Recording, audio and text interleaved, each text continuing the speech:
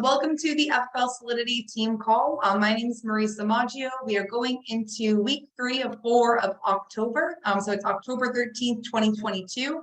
So welcome to week 3 of Family First Life and welcome to the team call. So super excited to have a very special guest on with us today. Somebody I was able to meet when I first came into Family First Life. Always had, a smile on his face, willing to help, willing to train, and really willing to show up.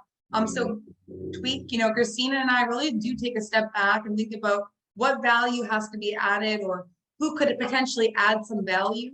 And Chadwick came to mind, so we reached out and he was willing to hop on with us. So Chadwick, thank you for being on with us today. How are things going? Absolutely. Very, very good. Glad to be here. Always willing to share. So thanks for having me on. Absolutely. So just to kind of hit it off, before we kind of have Chadwick jump in, I just want to give a quick background, kind of brag on him a little bit. So Chadwick is FFL Lone Star out of Texas. Again, amazing person, just easy to connect with. And I think that's really important in this business. I remember meeting you, Chadwick, and it wasn't like you were intimidating or mean. You're friendly, like, hey, how are you? Introduced yourself. And that's really how a lot of us are here at Family First Life. So I love that reflected through. Chadwick is strictly, virtual at this point in time and helping over 50 families a month. His team's helping over 500 families a month. So if you're asking yourself, am I on the right call? Am I listening to the right person? Absolutely. So if you don't have a pen and paper, I know I have one in front of me. So definitely grab one and let's just hop right into it. So Chadwick, again, thank you so much for being on with us today. And just to kind of jump into things, if you don't mind, give us a little bit of a background about yourself, who you are, what you were doing before Family First Life, and kind of what brought you here. Yeah.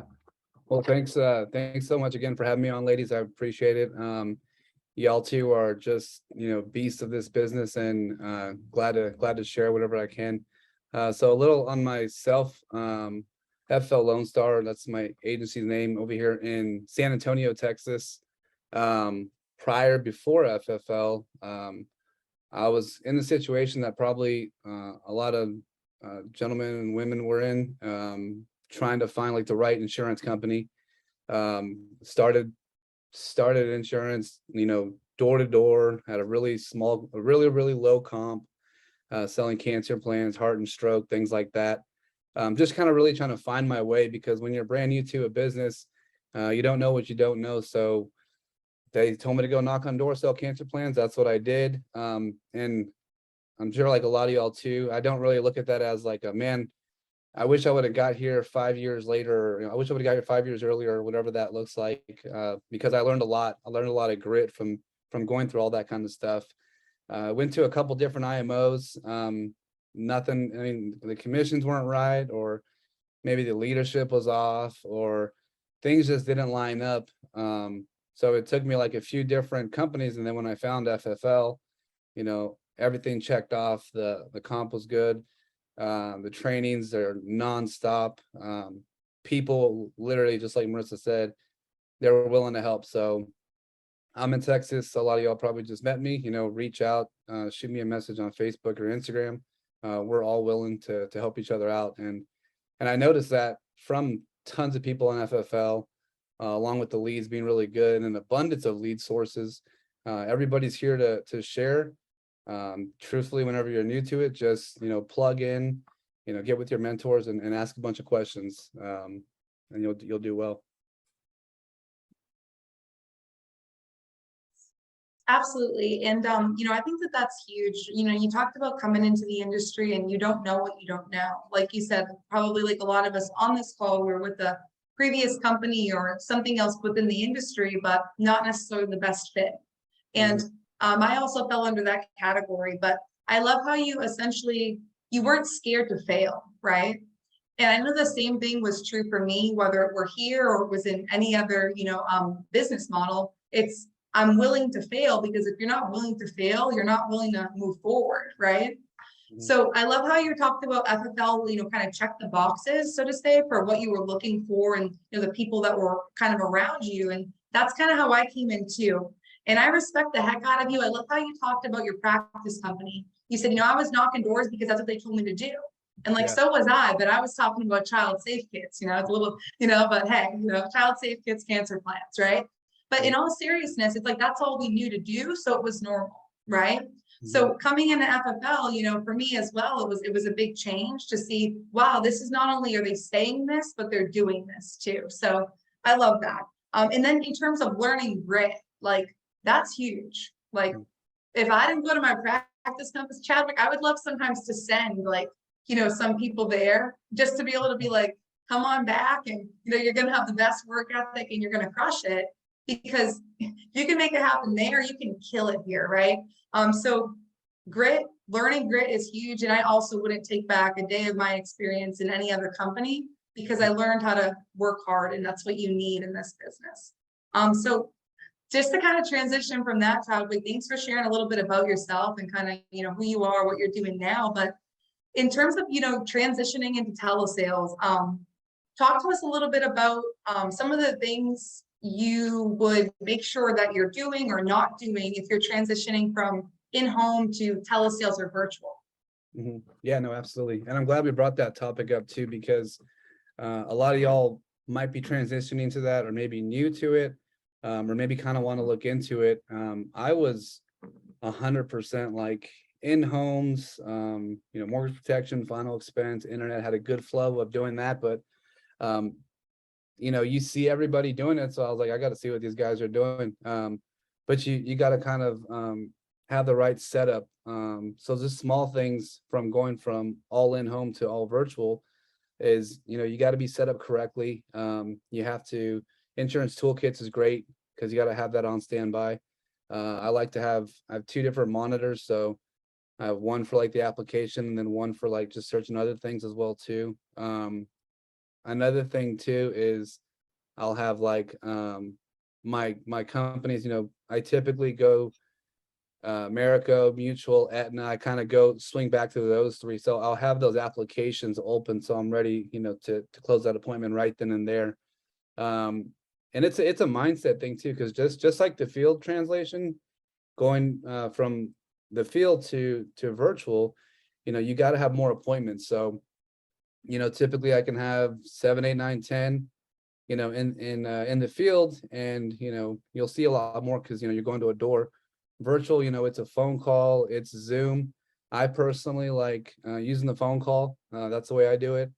So you need to have more appointments because you're going to expect at least 50% of those to no show, reschedule, whatever that looks like. And then you also need to be, so it's another thing too, where you got to be attentive to that. So if somebody misses an appointment, you know, shoot them a text. What we started doing too is we'll do like a small little video, send them a message, be like, hey, John, this is Chadwick for our appointment right now for life insurance. Give me a call back. We can set this up now. If you have time, where we can reset for another time. So that video is pretty crucial because like they see that you're a real person, you know, you're not a robot or a 1-800 number. You're an actual agent that they're seeing. So that helped out a lot on the reschedules, and then people replying back as well too. Awesome. And all those things are huge. You know, you talk about insurance toolkits, right? It's like before it's call from the home, right? And it still is like, if you're in home, please call from the home. You're doing the right thing, right? But now, you know, Chadwick, I can imagine it would be, or it can be a little bit interruptive, for lack of a better term, if you're calling off the same phone to reach your upline while you're on the phone, right? So insurance toolkits, I think that's huge. So if you're doing telesales and you don't have that, get it. It's absolutely worth it, right? Chadwick, would you agree with that? Like, it makes your life a lot easier. Makes life so much easier. It's a small, and you know, it's write-off too. It's a small investment, and it's totally worth it. Makes things a lot easier and seamless for sure. Absolutely. And I love how you talked about like the expectations that you had for yourself in terms of, hey, if I had 10 appointments that I was going to their house, I know probably it's going to be a good day, right? If I have 10 appointments for the phones, it's going to look a little bit different. So your activity, you knew how to be higher, so to say, in certain arenas, right? So in terms of that, do you, and you mentioned like shooting that quick text, right? Like, do you set up the appointment, or you call to close, or what does that look like? So I'll kind of go over, there's tons of different platforms to use. You know, there's live transfers, there's internet leads you can get on the CRM, which honestly, best bottom dollar if you got a budget or you have a very low budget, and we all got to start somewhere. I've seen a lot of our guys and gals, get these discounts, take advantage of the internet leads, and flip them in a good way, help 10, 15 families, whatever that looks like, on like a $200-300 investment. So you gotta see where your budget is at, and then going into that expectation of those leads, like, hey, I spent $200-300. It's gonna be a little bit rough, but I know that. So just make sure that you have your mindset ready for that. But on the ones but the program that I work with, I have a lot of automation, so automation, text message, follow-ups, things like that, that help out a lot. Awesome. And you use like an automated dialer, like a Ringy or call twos or phone burner? Yep, yeah. So phone burner, and then the system that I have, it's a gentleman, Arturo Johnson. A lot of our guys have used it, and I honestly saw I saw a lot of my guys that were doing like 5-6 families a week, to when they started this program, 15-18 families a week. So I was like, what the heck, these guys are onto something. So a bunch of us jumped on them. One of my good friends, Kevin Alexander, he's kind of led the charge doing it. So it's just a neat program. It does cost a heavy penny though. So it is something that, hey, you got to get there somehow, but it's been one of my favorite ones to use. But I divert too. So I use internet, and then kind of, you can't fall in love with one lead company, as we all know. Right. So diversification still is key, whether it's telesales or in-home, right? Mhm. With you there for sure. And if you don't mind, like you kind of just hit on this a little bit, but walk us through like your lead strategy. If like you're doing like what your week looks like rather. Yeah. So my week looks like each day is going to be about 10 to 15 appointments. A lot of them on the system, it is pretty neat too. It's because a lot of them are self-booking. But a lot of companies do that as well too. A lot of final expense companies do that as well too. So I do a mixture between Arturo Johnson's campaign, and then also control final expense leads, and then fill it in with game time and internet leads as well too. So I'm just doing a variety of different leads to reach those numbers. I dial, and then also I do have a dialer that's in the program that's built in it. But we both dial. Like, I'm not gonna not dial those leads to get the numbers that I gotta get. So then I'm dialing regular Monday for Tuesday, Wednesday, and then Thursday for Friday, Saturday. Okay, awesome. So you're still following that traditional schedule. You're just setting your appointments up on the phone. Correct. Got Yeah. it. Love it. Okay, beautiful. And then what are some of the common pitfalls that you've seen like a new agent bump into? And how could they avoid them? So I think there's so many little small things when you first start into this business. Like, for one, you got to set a good schedule that works for you. So if you're part-time, set that schedule. If you're full-time, do the schedule that Marissa, Christina, and all of us do. But if you're married or you got a spouse or something like that, the first thing is you have to, set that schedule with them and make sure that y'all are both on the same page. Because if you have any kind of arguments or whatever when it comes to the spouse and things like that, it can kind of give you a slower start, or maybe take longer to get started with the business. So everyone's got to be on the same page from the get-go. Vacations too. When we're new, we can have, you're going to have a week where you have a breakthrough and you help that 10 to 15 families. And then you want to take, that next 2, 3, 4 days off. Don't do that. And yeah, I'm sure y'all have heard this many times, because when we take those little breaks, you let off the gas, you lose momentum. You might get a chargeback. It's the first of the month. Your mortgage, your lead bills due. So you have all these expenses, and that can kind of slow you down as well too. So don't stop. Of course, take your day or two, things like that. Have that day as well too. And on to saying that, do have that day though where you reward yourself as well too. A day, not a week, or 2 days, whatever that looks like.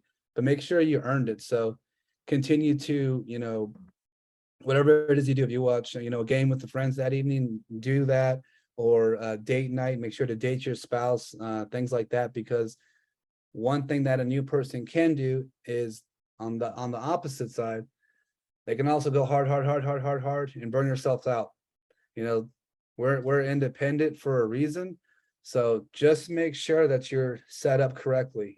Talk to whoever your mentor is, or whoever your upline is, or leader is, and then see what they did to get where they're at. So you're still going to have a life, but just make sure you're doing everything correctly, because when I'm with my family, I'm with my family. And then when I'm working, I'm working. I don't want to be with my family and thinking about work or things like that, and vice versa. So that helps me out a lot. Call your uplines all the time after appointments. That's huge. After appointments, reach out to your upline. If you didn't help protect the family for whatever reason, that little small thing of calling your upline, of calling Marissa, calling Christina, like to ask questions. Hey, what would you have done here? What would you have done here? If they said they want to think about it, whatever that looks like, always reach up. If there's a certain certain guy you like, or a gal that's really just crushing it in the business, reach out to them, because this literally is, Marissa's been through companies too. This is the most selfless, company that I've ever came across. Everybody will reach out to you. Sean will answer your call, things like that. And as onto reaching out to other people as well too, they get tons of messages and DMs too. So make it personal. If you're doing a text message, make a video and be like, hey, John Wetmore, see your team crushing it, man. Just want to introduce myself, and if any tips you can give me, let me know. This is so and so. I work with so and so. So doing those little small videos, that helps out a long way as well too, because it's more personal. They see you. It's not just a text message like, hey, crushing it, dude. Yeah, that's some stuff. Right. And all those things are huge. And Chadwick, I love that you talked about schedule and talking to your spouse. That was like the first thing you hit on, because if your spouse is not on the same page, it's going to make it that much harder for you, right? And also for them, right? And that's just not fair. So talking to your family, your kids, your wife, your husband, your significant other, and making sure that they understand what it is that you're going to be doing and why you're going to be doing it, it is really, really important before you even look at what is the schedule. Because at that point, it's now you and your spouse talking about, hey, this is what the schedule is going to look like, right? And filling in kind of those gaps, so to say, of, when mom or dad might not be available, right? So that's huge. And then also, like Chadwick said, we can have these weeks where we're helping, 15, 20 families, and that's awesome. Like please, do it.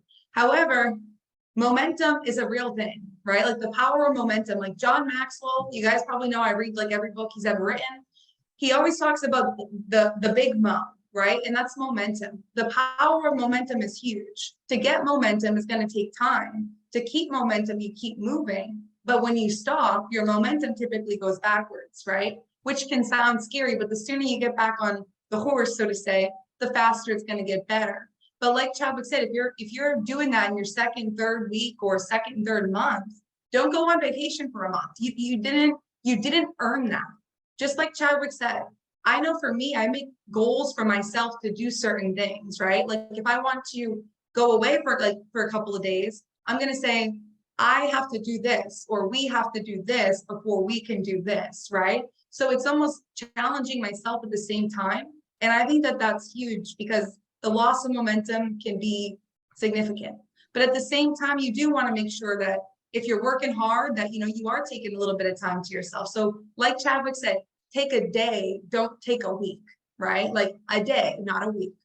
And then reaching out to your upline and reaching out to other people that are doing well in the business, right? Reaching out to your upline is huge. When I first came into the business, Chadwick, you would have thought my upline didn't want to talk to me. And this is at my first company. When I come in, I was 19 coming into the industry. I had no idea what I was doing, none. I was like, they're probably like, this girl's stupid, this girl's this.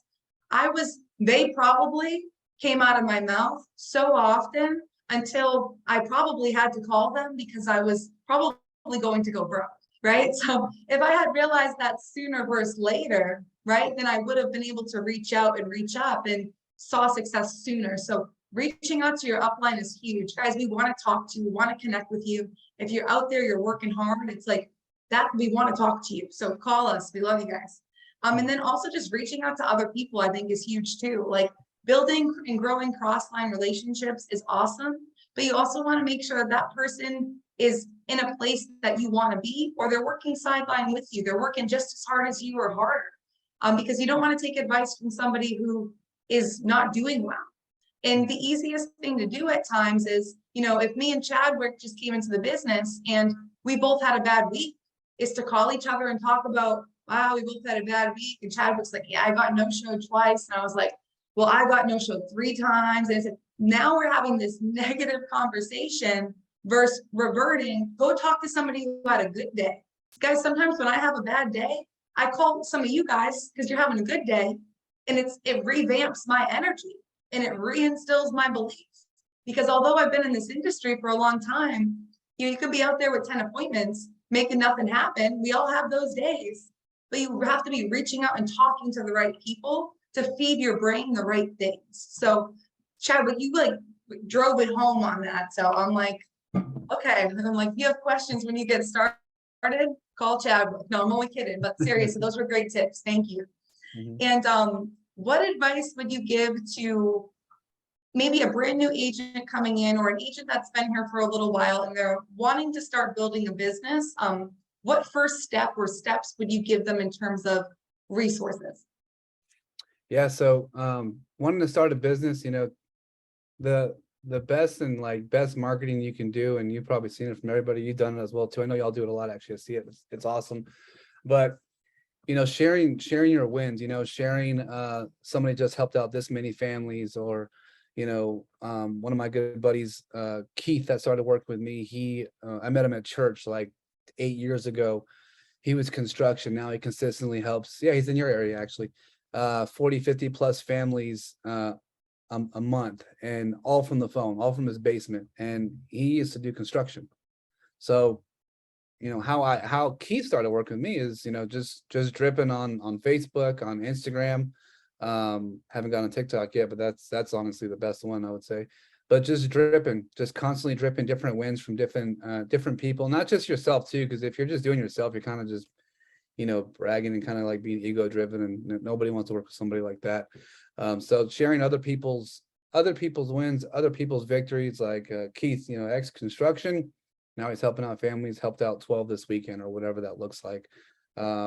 This person, another buddy of mine, he's ex oil fields, oil and gas, and then now he's helping out 8-10 families a weekend. So sharing those kind of wins to the public, and consistently doing that, not just doing it like once and then like 5 days later or 7 days later, but consistently doing that because they want to see consistent wins. And it doesn't necessarily need to be people in your direct line.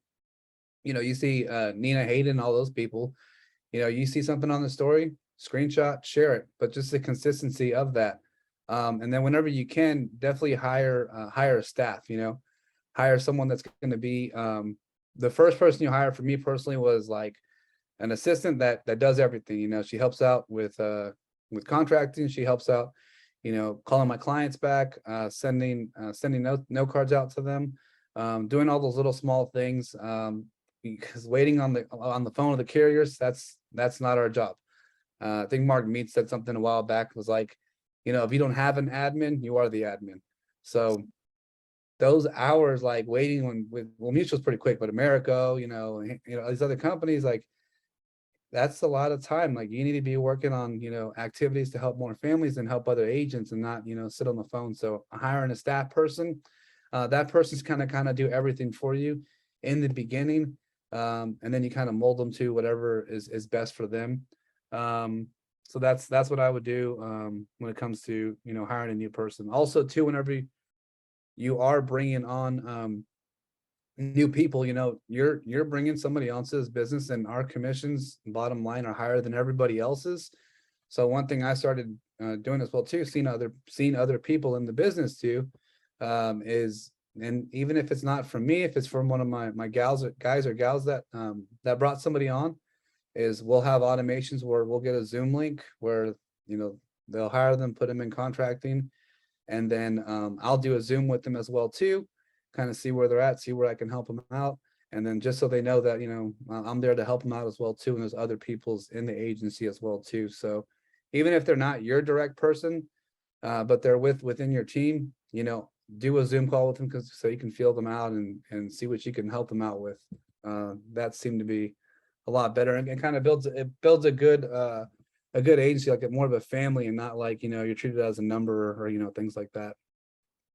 Absolutely. I love that. And now that you talk about sharing wins, right? Like if I talked about how great I was all day, like I don't even want to hear it. You know what I mean? Like that's obnoxious. But in terms of sharing other people's wins, so sometimes we might feel like we had a bad week, we had a bad day, we're having a bad month, whatever it might be. It's not about what you're doing. Like it's about what everybody else is doing because it's the company structure, right? It's the system that's proven. So it's like we bring people in, like you said, Chadwick, you're talking about Keith up in, I believe, New Hampshire, LaFari, and he crushes it on telesales. Like you said, he's helping, 50, 60 families a month, but he came from a construction background. And all these different backgrounds that we think about, it's not like everyone's just coming to Family First Life from the insurance industry. It's actually usually quite the opposite to an extent, right?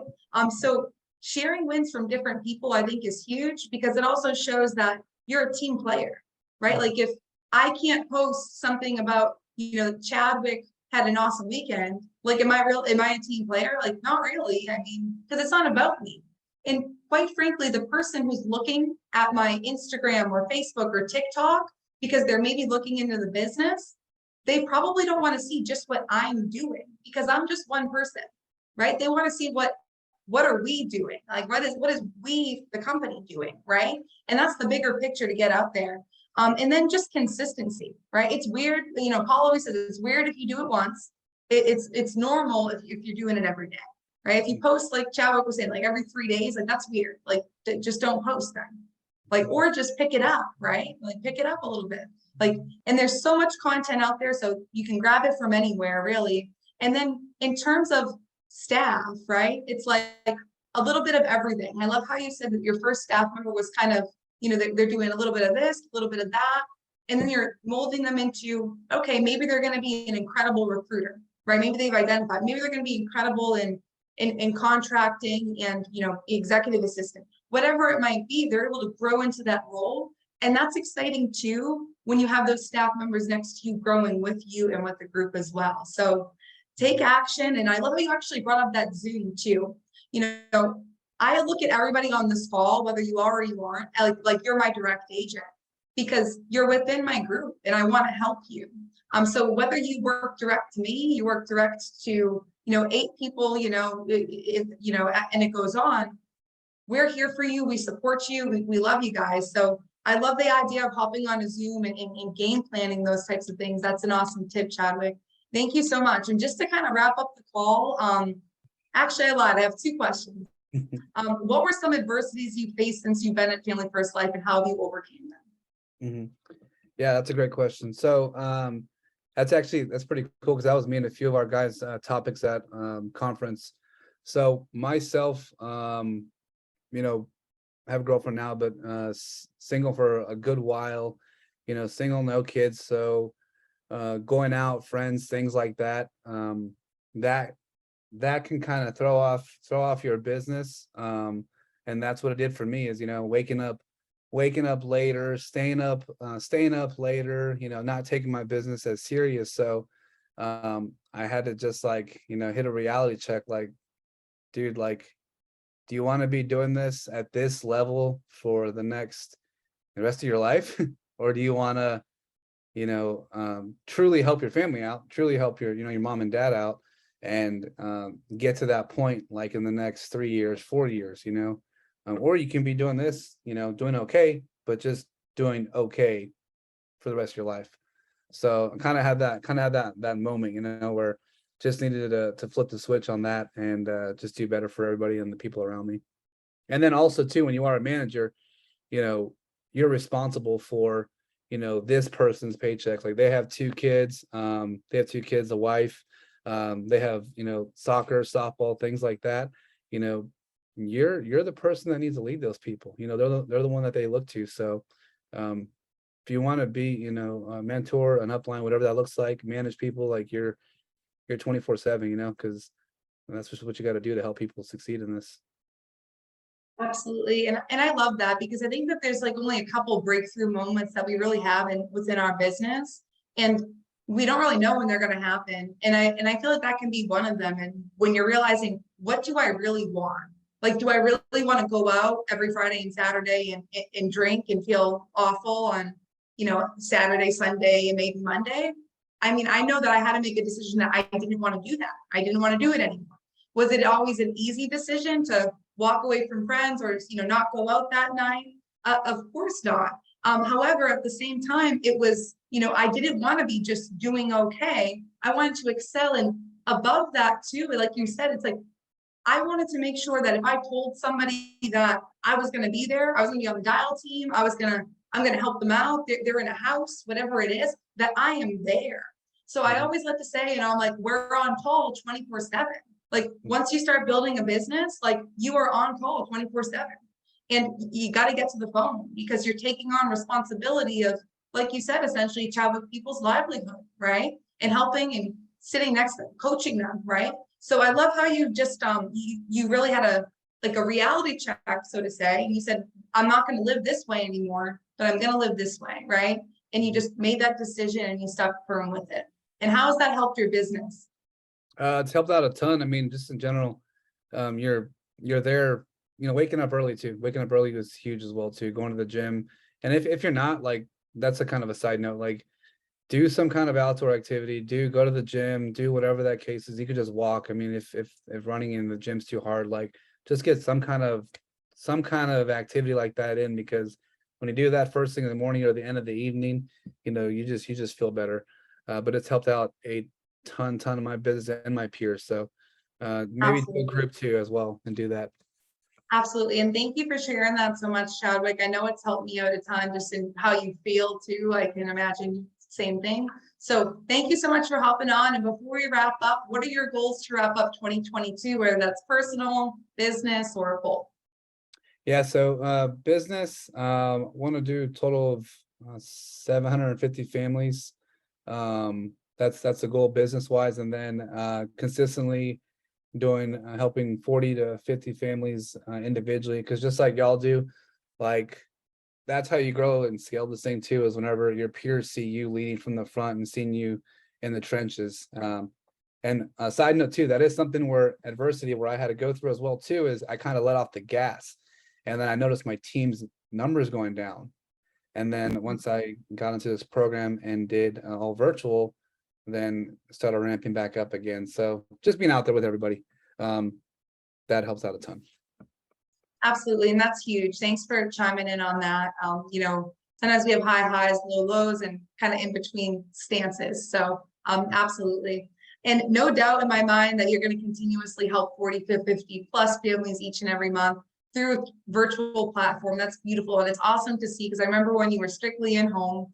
And in terms of your team, helping 750 plus families a month, no doubt by the end of the year, you guys are going to be, there or well over. So Chadwick, thank you so much for hopping on today. I know I took a ton of value from this call, and I'm sure everybody else did as well. I appreciate you. Yes, ma'am. Thanks for having me on. Thank you. Take care. Bye.